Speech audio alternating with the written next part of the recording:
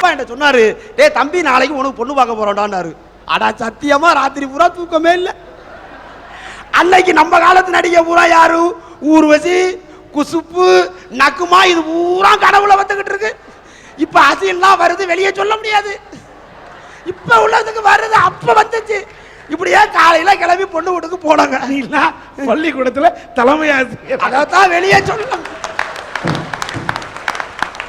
வெளியே சொல்ல முடியல.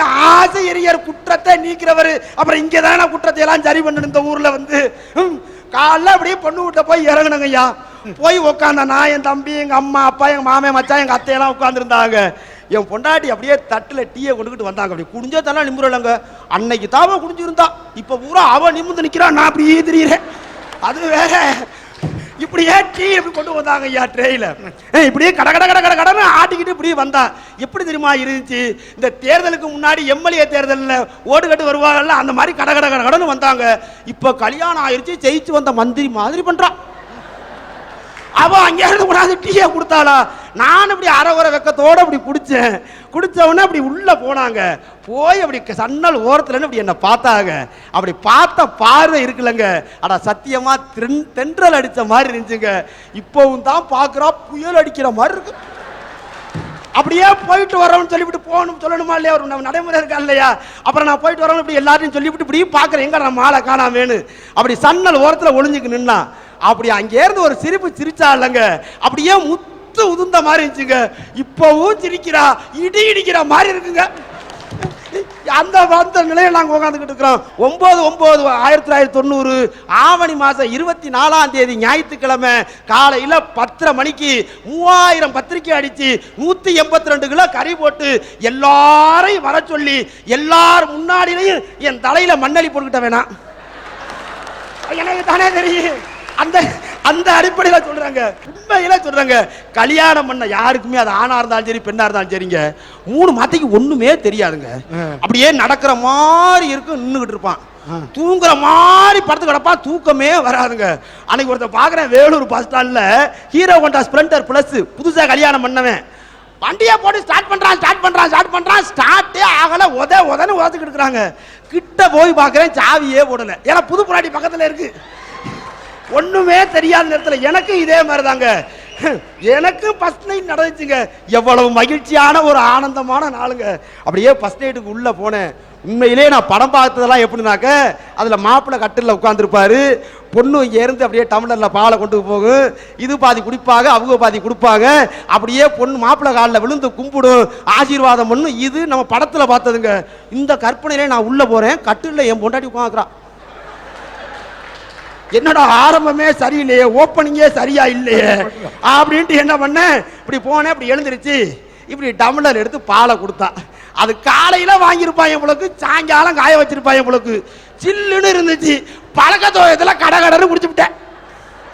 எனக்கு தீனா எதுக்குன்னா இல்ல ஆளுக்கு பாதியானா. இப்ப அது வரை மெயின்டைன் ஆகிட்டு இருக்கு, அது வேற தனி. இதுல என்ன ஆகி போச்சா, டக்குன்னு அவ போய் கட்டில உட்காந்துக்கிட்டு இங்க வாங்கலே, நான் கிட்ட போனேன், உட்காருங்கண்ணா. நான் மெதுவா உட்காந்தேன். ஏன்னா அவ கொண்டாந்த கட்டில், நம்மோடு கட்டில்னா வேகமா உட்காரல, நமக்கு அது வரைக்கும் பாய் தானே. என்ன நடந்துச்சுன்னே தெரியலங்க. ஒரு 2 மாசம் ஆயிருக்கு உங்களுக்கு. என்னங்க வீட்டுல அரிசி இல்ல, சரக்கு சாமான் இல்லைன்னா, என்னடி வீட்டுலாம் பத்தாப்பட்டில நெல் இருக்கு, அப்பா தான் சரக்கு சாமான் வாங்கிட்டு வந்துருப்பாருங்கிறேன். அறிவு இருக்கா உங்களுக்கு? நம்ம தனியா வந்து 2 மாசம் ஆச்சுங்கிறாங்க. என்ன நடந்துச்சுன்னே தெரியல. இந்த தலையாடி மந்திரம்னு ஏதோ ஒரு மந்திரத்தை எவன் கண்டுபிடிச்சான், அவனை ஆளை தேடிக்கிட்டு இருக்கிறேன். அந்த மந்திரத்தை ஓதி ஓதி பித்து பிடிக்க வச்சு நல்லா இருந்த குடும்பத்தை பூரா 2ஆ ஆக்கி இப்படி பண்ணிக்கிட்டு இருக்குங்க. ஆகவே உலகத்தில் உள்ள நிஜங்களில் எல்லாம் உண்மையான நிஜம் எது என்று சொன்னால் ஆண் பாவம். ஐயா, இன்னைக்கு இந்த பொம்பளைங்க புலம்புற விஷயம் என்ன தெரியுமா? இந்த ஆம்பளைங்க வரதட்சணை வாங்குறாங்களா. நாங்க எதுக்கியா வரதட்சணை வாங்குறோம்? உங்களுக்கு ஓசியில ஒரு துணி துவைக்கிறோனோ, ஓசியில ஒரு பாத்திரம் கழுவணும் வராம பாருங்க, அதுக்கு தான் அந்த வரதட்சணைன்றதே வாங்குறோம். அடுத்து வரதட்சணை வாங்கும்போது பைக்கா சேர்த்து வாங்கிட்டோம்னு புலம்புறாளுங்க. ஐயா, எதுக்கு பைக்கை வாங்குறோம்? நாளைக்கே அங்கெல்லாம் ஒரு பீச்சுக்கு, ஒரு கோயிலுக்கு, ஒரு சினிமா தியேட்டருக்குன்னு போனா ராமசாமி புருஷன் பொண்டாட்டிய பைக்ல கூட்டுன்னு போனா என் புருஷன் என்ன நடக்க வச்சே கொடுமை பண்ணான்னு புலம்புவீங்க பாரு. அதுக்கு தான் நாங்க பைக்கை வாங்குறோம். பாப்பாட்ட கேக்குறேன், எங்க அப்பா அம்மா வீட்ல எனக்கு நடக்க தெரிஞ்சப்ப எங்களுக்கு இங்க புருஷன் வீட்ல வந்தவொடனே நடக்க தெரிஞ்சது மறந்து போயிடுங்க. நீங்க சொல்றது சரிதான் ஆண்டி. அப்பா அம்மா வீட்ல இருந்து வரும்போது ஸ்லிம்மா வரீங்க, இங்க வந்து ட்ரம் ஆயிடுறீங்களே.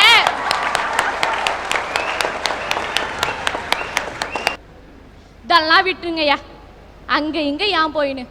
நம்ம அரட்டை அரங்கத்துக்கே 350 பேருக்கு மேல பேச வந்தாங்கய்யா. அதுல 250 பேர் பொம்பளைங்கய்யா, மீதி 50 பேர் தான் இந்த ஆம்பளைங்க. கல்யாணம் ஆகி இந்த பொம்பளைங்க ஆம்பளைங்க பேச விடுறதே இல்லைங்கய்யா. அப்படியே நான் பேசுறேன்னு கிளம்பி வந்தாலும் நீ இங்க உக்காந்து புடவை கீச்சத போத நான் போய் கேட்கிறேன் பேக தூக்கின்னு வந்துடுறாங்கய்யா. இதுல இருந்தே உங்களுக்கு தெரியலையா இந்த ஆண்கள் தான் பாவன்றது? அதனாலதான் ஏன் சொல்றேன், இந்த நிழல்கள்ல ஆண் பாவம் தான் நேஜம், ஆண் பாவம் தான் நேஜம், ஆண் பாவம் மட்டும்தான் நேஜம். நீங்க என்ன நினைச்சாலும் சரிங்க ஐயா. அட சத்தியமா நான் 5வது படிக்கிற வரைக்கும் வள்ளுவர்னா சோசியக்காரன் தான் நினைச்சுக்கிட்டு இருந்தேன். ஏன்னா எங்க ஊரு பேராவணியில பாத்தீங்கன்னா வெறும் அரசாங்க பஸ் தாங்க ஓடும். நாங்க படிக்கும் போதெல்லாம் அப்படி மேலே ஏறி டவுன் பஸ்ல பார்த்தவனு வச்சாக்க ஒரு திருவள்ளுவர் படம் மாட்டியிருக்கும். ஒரு தாடி வச்சிருப்பாரு, ஒரு கையில ஓலைச்சுவடி இருக்கும், ஒரு எழுத்தாணி வச்சிருப்பாரு. சரி இவர் சோசி இருந்தாங்க நினைச்சேன். அட சத்தியமா 10வது நான் படிக்கிற போதுதான் ஆஹாஹா இது 4 மார்க்குக்கு வந்திருக்கேன் மனப்பாட பகுதி, அடிபுரலாம எழுதணுமேனு கொஞ்சம் வள்ளுவரை உள்வாங்கினேன். 12வதுல கொஞ்சம் தெளிவாயிட்டேன்.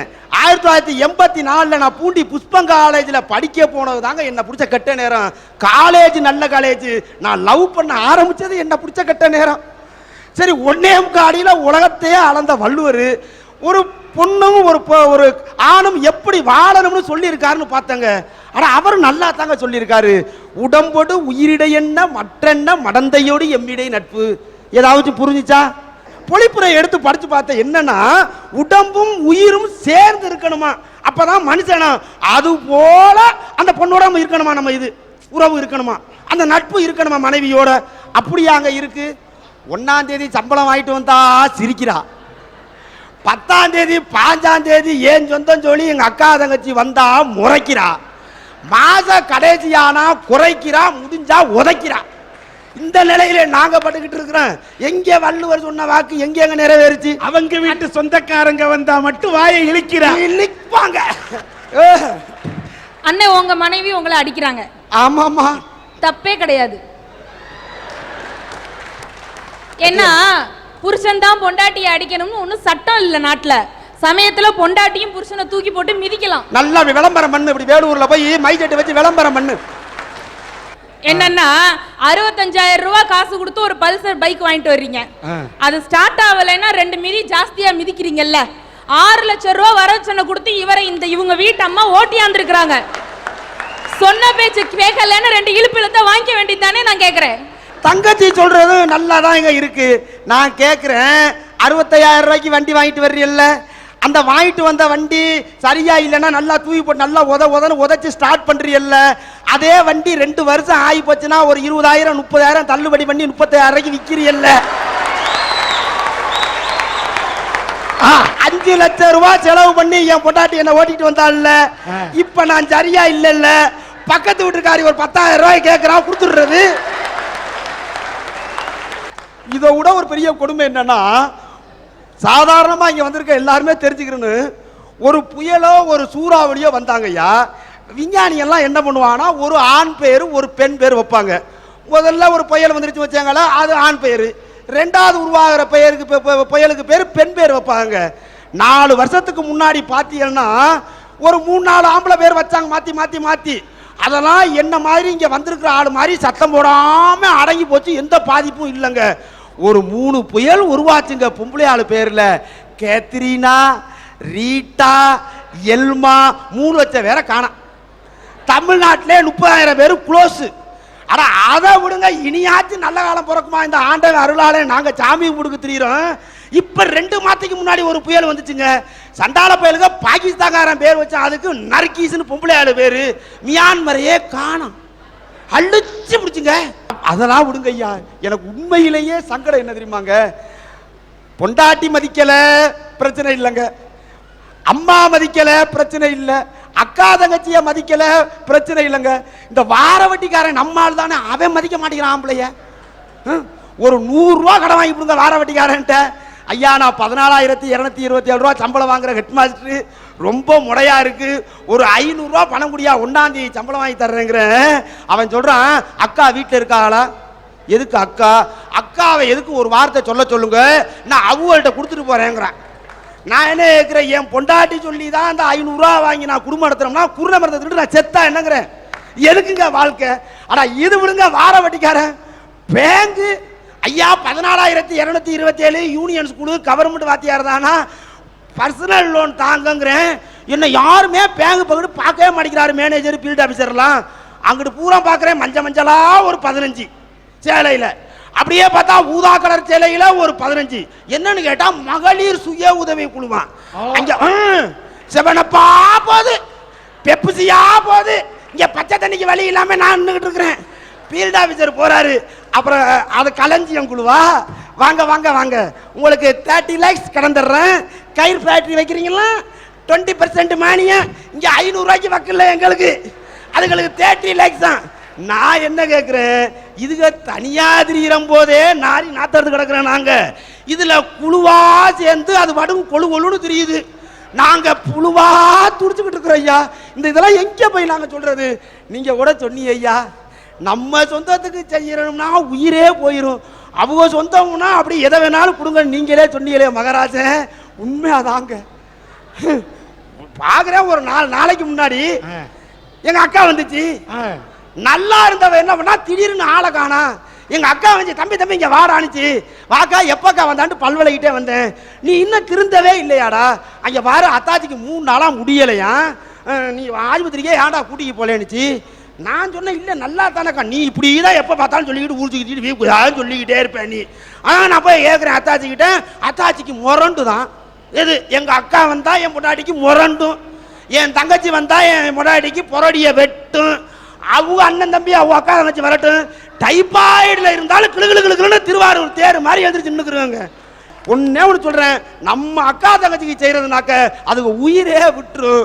அவங்க அக்கா தங்கச்சிக்கு நீங்க என்னத்த காசு இல்லையன்னு யோசனை பண்ணுங்களே, என்ன சொல்லும் தெரியுமில்ல, யார் வீடா இருந்தாலும் சரிதான், நீங்க யாருக்கு செய்யறீங்க, ஏன் தம்பிக்கு தானே செய்யறீங்க, அவன் நாளைக்கு நல்லா இருந்தா நமக்கு எதுவும் செய்ய மாட்டானா, நமக்கு தானே அவன் பண்ணுவான்.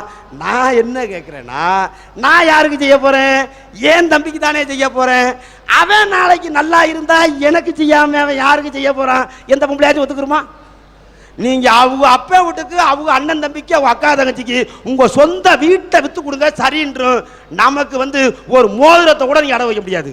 ஆகவே உலகத்தில் உள்ள நிஜங்களில் எல்லாம் உண்மையான நிஜம் எது என்று சொன்னால் ஆண் பாவம்.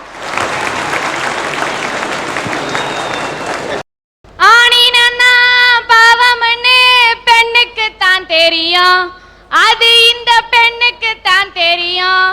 ஐயா இந்த நிழல்களே ஆண் பாவம் தாயா நேஜம். ஒரு பெண்ணா இருந்த நீ யார் தெரியுமா ஆண் பாவம் பேசுறேன், எங்க அப்பா பாடுறாரு பாருங்க ஐயா பாடு, அதனாலதாயா பேசுறேன். என்னமோ நாட்டிலே உங்க அப்பா தான் பாடுபடுற மாதிரி, யார் யாரு பாடுபடுறாங்கன்னு லிஸ்ட் எடுத்தனா உனக்கு தாங்காது. இதெல்லாம் ஒழிஞ்சுதுன்னு படிக்க போவாயா, போனா அந்த புள்ள அந்த பெஞ்சில உக்காந்துன்னு இருக்கும், இவன் இங்க உக்காந்துன்னு இருப்பான். அது சும்மா இருக்க வேண்டியதானே, சும்மா அவனை பார்த்து சைடா லுக்கு விடுயா. இவன் என்ன பண்ணுவான், இவன் கிட்ட இருக்கிற நோச்செல்லாம் அதுகிட்ட குத்துருவான். அது 500க்கு 497 எடுத்து ஃபர்ஸ்ட் கிளாஸ்ல பாஸ் பண்ணிடான். நம்மால 500க்கு 5 எடுத்து ஃபெயில் ஆகி நிப்பான். அடுத்து நம்மளுக்கு வாலிப வயசோடு ஒரு வருயா, அதுல லவ்னு ஒண்ணுத்த பண்ணிட்டு படுவான் பாரியா பாடு, அத கேட்டா நாய் கூட கண்ணீர் வடிக்க காக்கா கூட கலரா மாறிடுங்கய்யா. அந்த புள்ள அங்க இருந்து மிஸ்டு கால் கொடுக்கும், நம்ம டாப் அப் போட்டே கடன்காரன் ஆயிடுவா.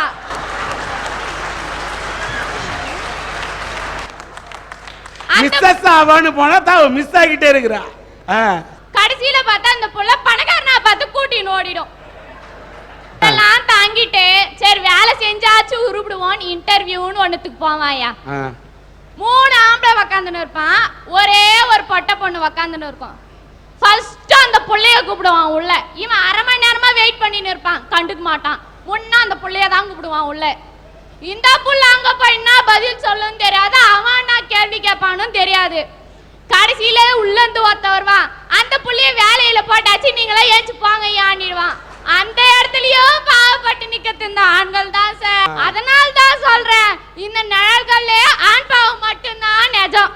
ஓகே, என்ன ஆட்டம் ஆடுற அத்தா.